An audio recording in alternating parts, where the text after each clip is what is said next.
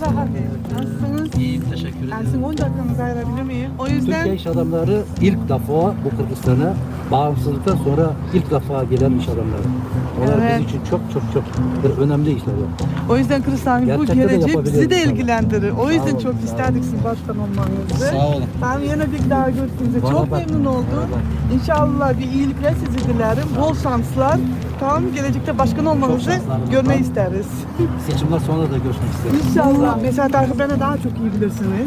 Tarihte yazıldığı gibi yani Kırgız ve Türk bir doğan diyor. Evet. O yüzden şu anki durum, Kırgızistan'daki şu anki durum bizi mesela Türkleri de çok ilgilendirir. Evet. Ve o yüzden bu gelecek seçimde yani gelecek bir cumhurbaşkanı olarak seçilmenizi çok dilerim. Çok isterdim. Teşekkür Çünkü ederim. bu sadece Türkler değil, Kırgızistan'ın yani gelecekteki aydın, güzel bir memleket olması için İnşallah. yani sizin başta durmanız lazım. İnşallah. Bir daha bir soru eğer mümkünse.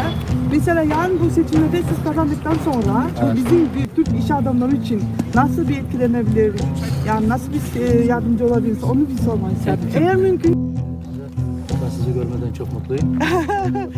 Biz de çok memnunuz. İnanın ki Ama yani. tek Türk iş adamları, tek Türk iş adamları değil.